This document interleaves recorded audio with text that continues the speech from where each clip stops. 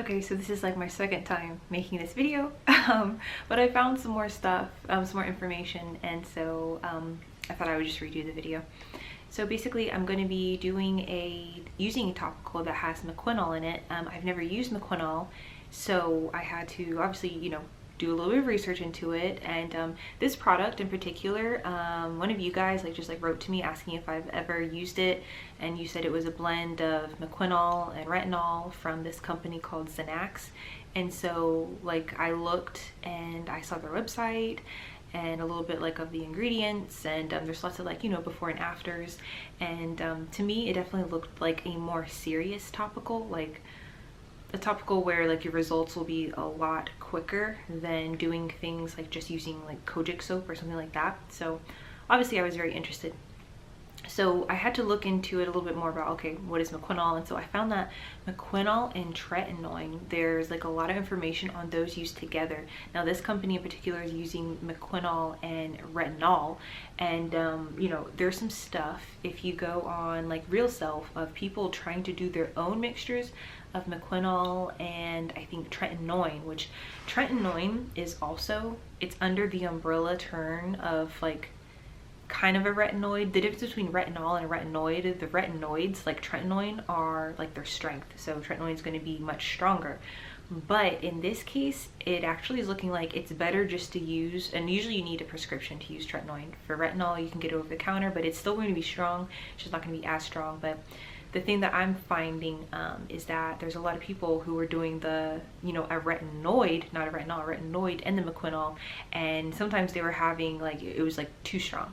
So it's in this case, you would actually be better off with using the mixture of it just being retinol and the mequinol, because them both together, it's I'm definitely, I haven't used it yet, obviously, but I would be very surprised if I did not get results. It's a pretty serious, I would say a more aggressive, skin lightening lotion. And so with this one, it's if you go on their website and stuff like that, it's not the type that would cause depigmentation. So if you were to go into the sun after using it, you would definitely be able to still tan, but it will actually get the job done. And this one in particular, it's it's not just the mequinol and the retinol, it's also licorice and then mulberry, which those lots of people like to use those alone by themselves just to lighten. So this has a lot going on, so I'm pretty excited about it. And for the side effects, the heads up was just you might have a tingling sensation, especially around sensitive areas. So it could be on your face or your lips, or the folds of skin. So I'm assuming it would be right here, which sometimes when I'm using lactic acid, I notice this part is really sensitive, or your private areas.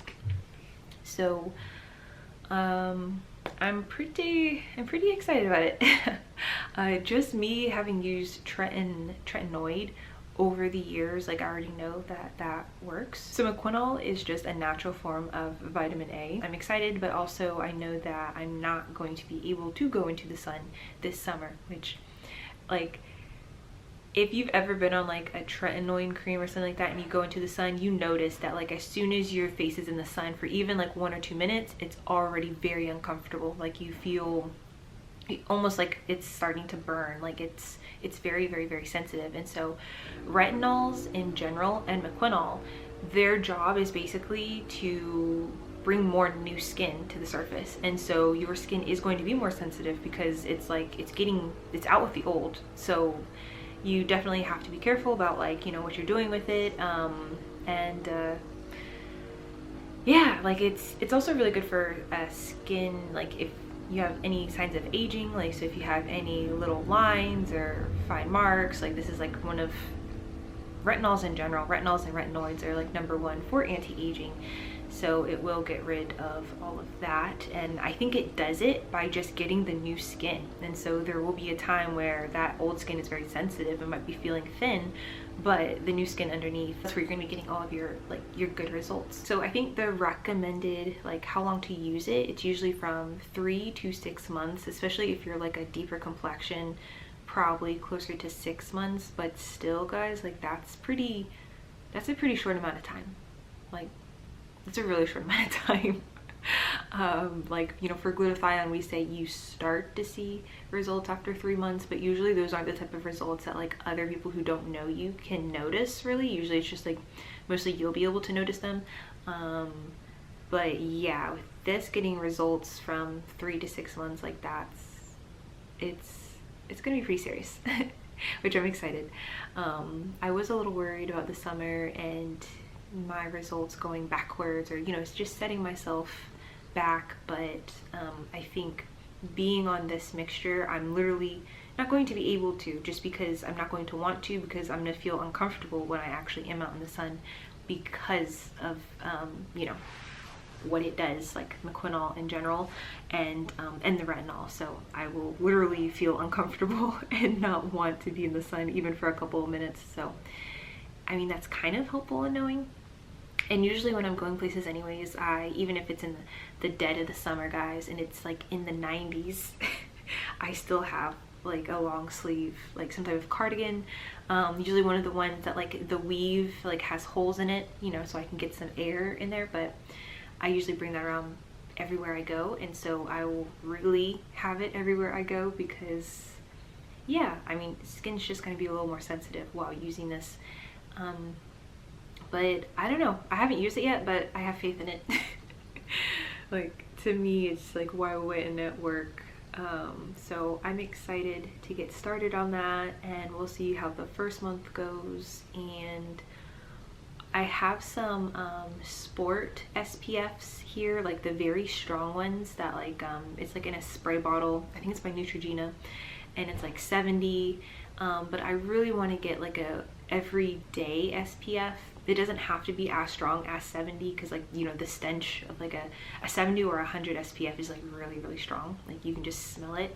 I'd like to get one that has more of like a perfume to it, or maybe one that's just like a 40 SPF or something like that, to where I know I will be putting it on all throughout the day, because I won't feel like I'm just like smelling like sunscreen. Like, I feel like when I'm using the 70 one, like I only wear it like if it feels like it's an emergency.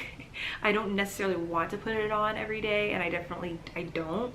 And I'm definitely not like reapplying, but I think if I had something that maybe did not smell so bad, like sunscreen, I would definitely wear it more. But with this mixture is what I'm trying to get at with this, it's from their semi-permanence line. It's just that, like, I think the results stick around for a while, but you can still tan well on it. So I think that's why it's called semi-permanence.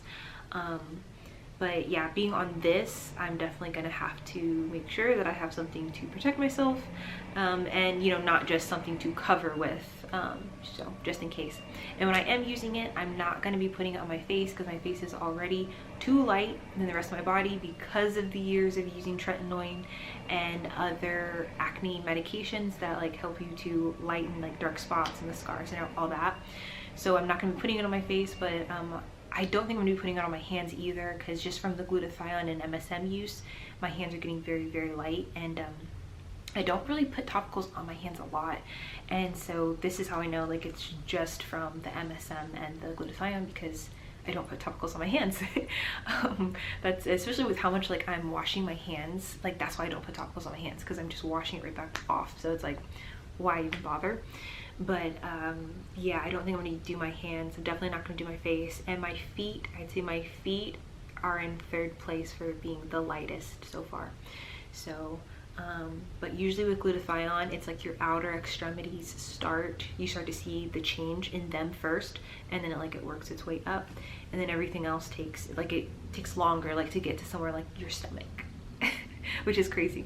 Now for my chest, it's a different story, because I was using tretinoin on my chest, and so this area is very light just from it being, basically it got bleached from the tretinoin.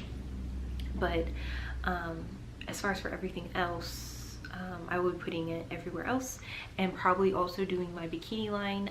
So the bikini line is just like the area where you would like be able to grow hair. You definitely don't want to go like inside of anywhere, and you want to be safe.